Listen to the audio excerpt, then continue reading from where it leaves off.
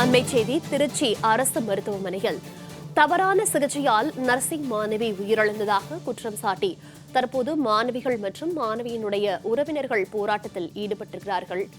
3 மணி நேரமாக நர்சிங் மாணவிகள் போராட்டத்தில் ஈடுபட்டு வருவதால் அங்கு பரபரப்பான சூழல் காணப்படுகிறது. திருச்சி அரசு மருத்துவமனையில் தவறான சிகிச்சையால் நர்சிங் மாணவி ஒருவர் உயிரிழந்ததாக குற்றம் சாட்டி தற்போது சக மாணவிகள் போராட்டத்தில் ஈடுபட்டு வருகிறார்கள். உயிரிழந்த மாணவியின் உறவினர்களும் போராட்ட களத்தில் இருக்கின்றனர். தொடர்ந்து அவர்களுடன் பேச்சுவார்த்தையில் ஈடுபடக்கூடிய அந்த காட்சிகளை பார்த்து வருகிறோம். விவரங்களோடு செய்தியாளர் இளவரசன் இணைப்பில் இருக்கிறார். இளவரசன், வணக்கம். தவறான சிகிச்சையால் நர்சிங் மாணவி உயிரிழந்ததாக குற்றம் சாட்டி தற்போது சக மாணவர்கள் மற்றும் உறவினர்கள் 3 மணி நேரத்திற்கு மேலாக போராட்டத்தில் ஈடுபட்டு வருகிறார்கள். தொடர்ந்து பேச்சுவார்த்தையில் துறை சார்ந்த அதிகாரிகள் ஈடுபட்டிருக்கிறார்களா? கள தகவல்கள் என்ன? கண்டிப்பா மௌனிகா, இன்று காலை முதல் சுமார் 3 மணி நேரத்திற்கு மேலாக செவிலியர் பயிற்சி கல்லூரி மாணவர்கள் போராட்டத்தில் ஈடுபட்டு வருகின்றனர். அதாவது புதுக்கோட்டை மாவட்டத்தைச் சேர்ந்த சீதாலட்சுமி என்ற மாணவிக்கு அறுவை சிகிச்சை செய்யும் போது அவர் உயிரிழந்துள்ளார். இந்த உயிரிழப்பு காரணம் அலட்சிய போக்குதான் என குற்றம் சாட்டி மருத்துவமனை ஊழியர்கள் மற்றும் மருத்துவர்கள் குற்றம் சாட்டி தான் இந்த போராட்டத்தில் ஈடுபட்டு வருகிறார்.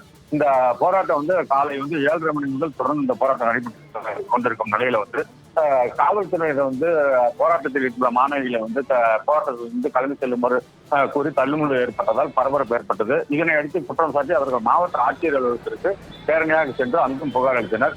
இந்த நிலையில திருச்சியில் பேரரசர் பெருமுருக முத்திரைய சிலைக்கு இன்று மாலை அணிவிக்க தமிழ் இந்து சமய அறநிலைத்துறை ரமேஷ் மற்றும் துணை சபாநாயகர் உள்ளிட்டோர் வருகை வந்தனர். அதற்கு பிறகு மருத்துவமனையில் இதேமாதிரி போராட்டம் நடைபெற்றிருப்பதை அறிந்த அமைச்சர் ரமேஷ் நேரடியாக சம்பவ இடத்திற்கு திருச்சி மாவட்ட அரசு தலைமை மருத்துவமனை முன்பு தற்பொழுது போராட்டத்தில் ஈடுபட்டுள்ள மாணவிகளிடம் பேச்சுவார்த்தை நடத்தி வருகிறார். இந்த பேச்சுவார்த்தையில தொடர்ந்து மாணவிகள் அதாவது மாணவியின் உயிரிழப்புக்கு உரிய நீதி கிடைக்க வேண்டும் என கோரிக்கை விடுத்தனர்.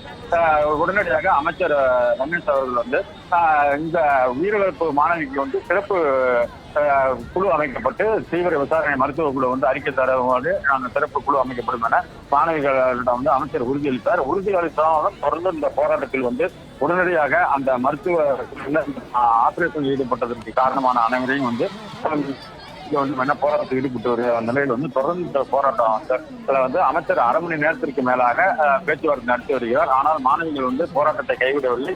இந்த நிலையில தொடர்ந்து போராட்டத்தில் ஈடுபட்டு வரும் மாணவிகளுக்கு அமைச்சர்களுடைய அறிவுறுத்தலின்படி குடிநீர் பாட்டில்கள் விநியோகம் செய்யப்பட்டு வருகிறது.